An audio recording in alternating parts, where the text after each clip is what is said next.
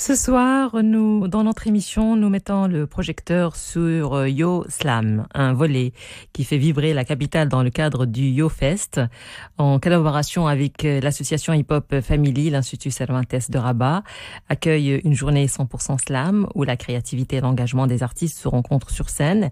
La 12e édition du festival met l'Espagne à l'honneur sous le thème Vers 2030, Rabat, terre de passion et d'hospitalité. Alors pour en parler, nous recevons aujourd'hui Fatine Mobset. Elle est fondatrice de Slam Maroc et directrice du festival Déclame. Et elle est également psychologue clinicienne, écrivaine, poétesse. Bonsoir Fatine Mobset, ravie de vous avoir avec nous. Bonsoir, merci beaucoup pour l'invitation. Alors pour commencer, pouvez-vous nous présenter l'association Slam Maroc ? L'association Slam Maroc, en fait, elle a débuté en tant que collectif depuis 2019, après l'initiative donc du premier championnat national du Maroc de slam poésie en 2018. Donc, l'idée de la création du collectif était aussi de relancer le mouvement slam, le promouvoir et essayer de perpétuer un petit peu le mouvement au Maroc en proposant d'une part, le championnat national de slam poésie, parce que par la suite, à part l'édition de 2018, donc d'autres éditions donc ont suivi. Là, on vient de clôturer en mars dernier la 5e édition. Et donc, l'idée, c'était justement de relancer le championnat en collaboration avec l'association de la Coupe d'Afrique de slam poésie au départ et par la suite, donc, avec la Coupe du monde de slam poésie. Et d'une autre part, c'était pour proposer des activités régulières, donc des ateliers de slam, à la fois en présentiel, en collaboration avec d'autres associations, comme d'ailleurs ce qui va se faire en ce moment dans le cadre du Yo-Fest, mais aussi en collaboration avec d'autres espaces culturels, milieux éducatifs, et aussi donc proposer des activités à distance pour un meilleur élargissement et un maintien du lien entre la communauté. Et donc notre activité elle avait commencé en 2019 en tant que collectif, et en février 2024, nous nous sommes officialisés en tant qu'association, donc présidée par un cher ami et coéquipier Younes Le Amari, et donc l'équipe s'élargit de plus en plus. Alors pour celles et ceux qui ne connaissent pas bien, comment on peut définir le slam pour les auditeurs? Le slam à la base, en fait, c'est un concept d'événement qui a été créé par Mark Smith dans les années 80, donc sous une forme de compétition entre des poètes pour choisir celui qui va slammer, donc claquer donc les oreilles du jury pendant les soirées de slam qui se faisaient.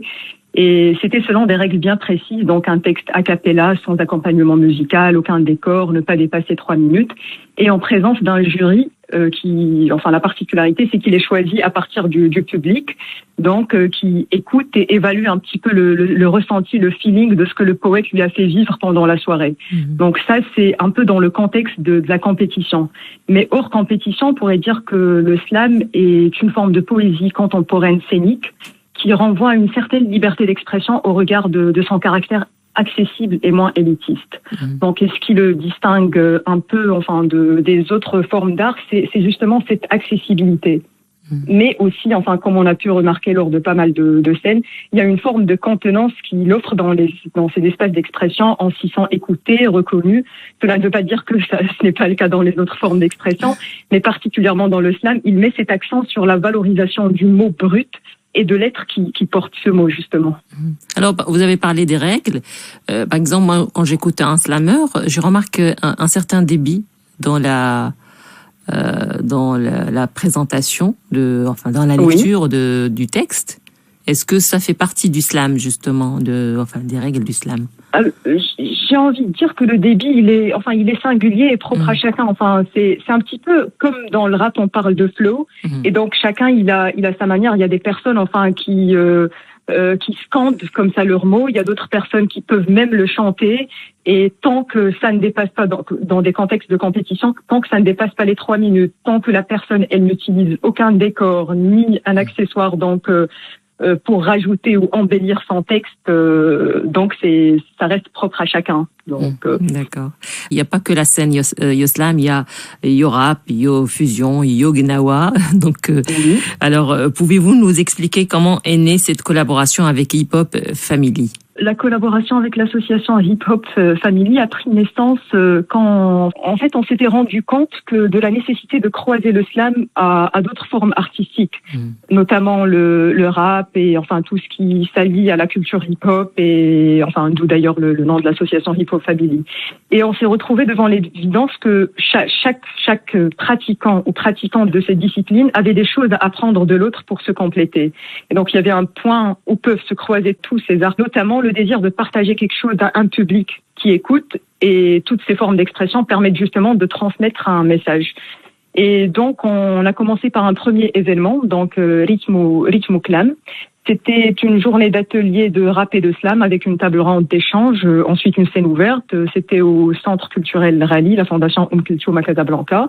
Ensuite, après la réussite de cette collaboration, l'association Hip Hop Family nous a énormément soutenus lors de notre dernière édition là, du Festival des Clams. Et on avait convenu d'intervenir nous aussi dans leur festival également pour perpétuer un peu le lien, mais c'est aussi pour nous une façon de les remercier pour leur générosité. Voilà. Alors, qu'est-ce que le public peut attendre de cette journée 100% slam à l'Institut français? Et aussi nous présenter les artistes slameurs qui vont participer. Lors de cette journée, on a concocté un modeste programme ouvert au public, bien sûr gratuitement. Bon, sur la partie atelier, il vaut mieux que ce soit sur inscription pour une meilleure gestion, comme on a les places, 20 places limitées par rapport aux ateliers. Et donc, on va commencer à partir de 14h. Alors, la date, ça va être le 28 août à 14h. Voilà. Là, c'est le démarrage des ateliers. Enfin, c'est un double atelier, donc il y aura une première partie qui sera animée par Amin Mqallesh, donc qui est un acteur, mais également c'est le vainqueur de l'édition 2025, donc du championnat national de Maroc de slam poésie. Et puis une autre partie de l'atelier sera proposée par Yasmine Messaoudi, qui est la lauréate du deuxième prix de l'édition de 2024. Ensuite, il y aura une table ronde, donc il y aura un échange autour du slam dans l'espace culturel marocain et des croisements donc du slam justement avec d'autres formes oratoires. Donc durant cette table ronde, il y aura également Amine qui va intervenir, Amin Mqallesh, il y aura Yasmine Messaoudi, mais également donc l'un de nos collaborateurs, donc c'est Lamia Ouarit, la présidente de l'association Connective, donc qui va prendre la parole.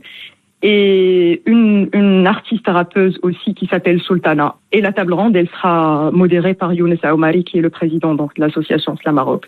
Donc et par la suite, après une petite pause, il y aura donc le show tant attendu, donc le show slam qui va démarrer. Et le show également, il est divisé en deux temps, donc il sera ouvert par Younes qui va lancer la scène. Et un premier temps va mettre en honneur donc une lauréate Ihsan Elmou d'un concours qui a été organisé donc par l'association Hip Hop Family d'une part, et d'une autre part ça va être nos lauréats nous aussi donc qui ont pu venir assister. Malheureusement, on peut pas compter tous les lauréats suite aux empêchements de certains, mais en tout cas, il y aura Amin Mqallesh et Yasmine Messaoudi qui seront présentes. Voilà. Et puis, il y aura d'autres slameurs et slameuses donc qui vont être mis en lumière aussi, qui sont tout aussi talentueux que les autres et qui ont accepté de venir partager ce moment. Donc, voilà.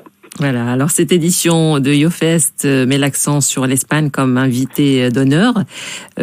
Comment cette dimension internationale se reflète-t-elle dans le volet slam? J'ai envie de dire que c'est avant tout une ouverture, même si ça aurait été une idée géniale, parce que par la suite, on s'était dit, on aurait dû penser à des slameurs espagnols qui peuvent venir justement, voilà, mais bon, peut-être pour une prochaine édition. Mais même si nous n'avons pas encore de slameurs ou slameuses espagnols donc sur cette édition, nous posons les bases pour créer justement des ponts et préparer les collaborations donc futures. Mais le slam par essence, enfin je sais pas si je l'avais dit tout à l'heure, mais c'est un art du lien et cette dimension internationale nous y engage donc pleinement. Après Moussa, il avait évoqué aussi par rapport à l'Espagne justement qui sera accueillie enfin dans le cadre du foot. C'était aussi un petit clin d'œil par rapport à 2030 pour la coupe qui se prépare en ce moment. Donc et pourquoi pas accueillir aussi des slameurs espagnols. Voilà, pour encourager tout ça. Tout à fait. Alors, par rapport au thème qui est retenu pour cette année, pour cette édition du YoFest, c'est vers 2030, Rabat, terre de passion et d'hospitalité. Est-ce que ce thème a inspiré, on va dire, les textes et les performances des slameurs? Alors, je ne sais pas si le thème de cette année donc sera présent de façon explicite dans les textes des slameurs, parce que nous, on a laissé un petit peu libre cours à au choix de la thématique.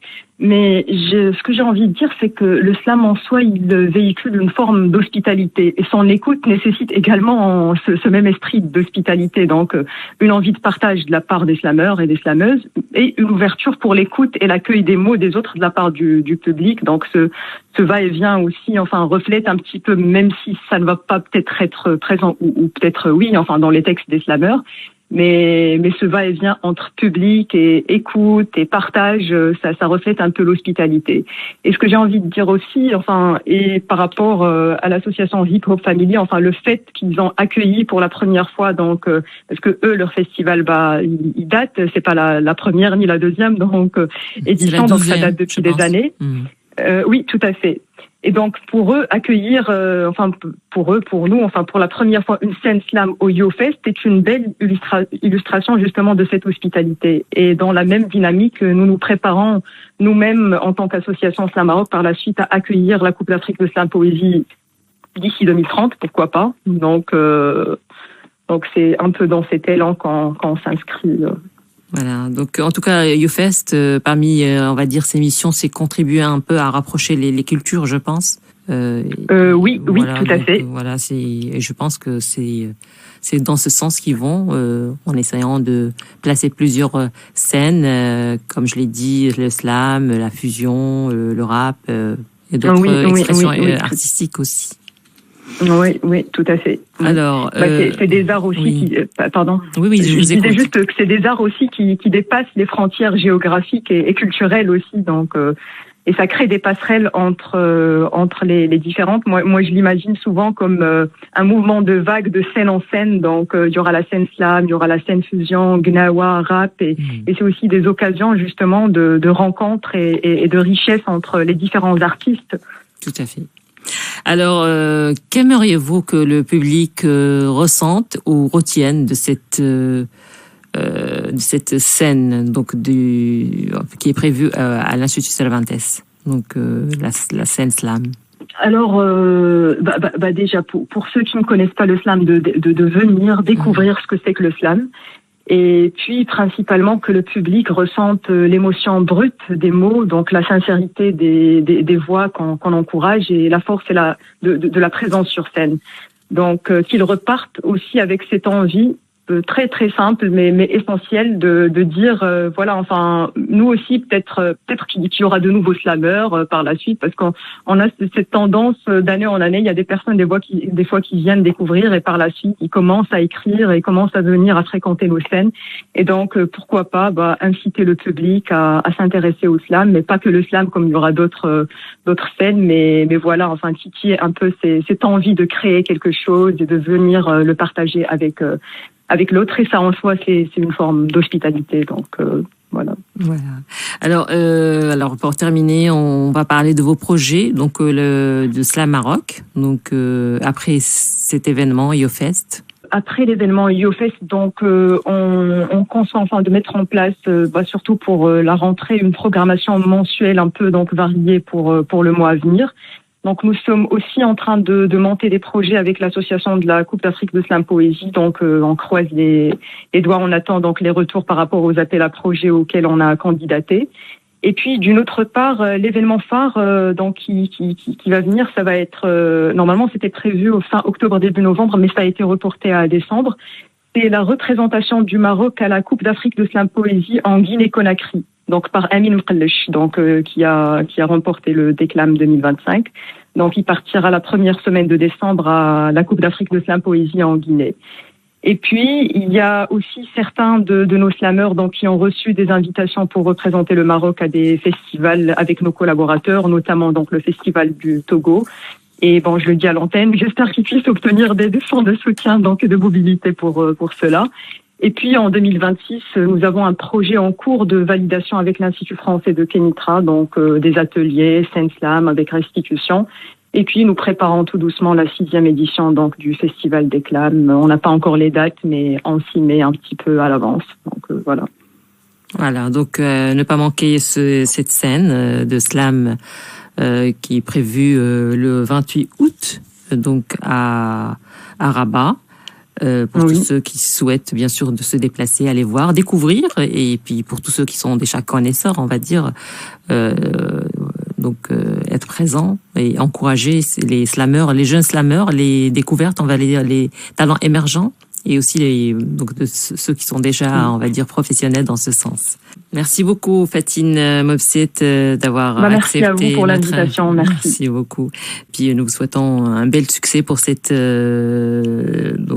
participation à YoFest et à cette scène Slam Maroc.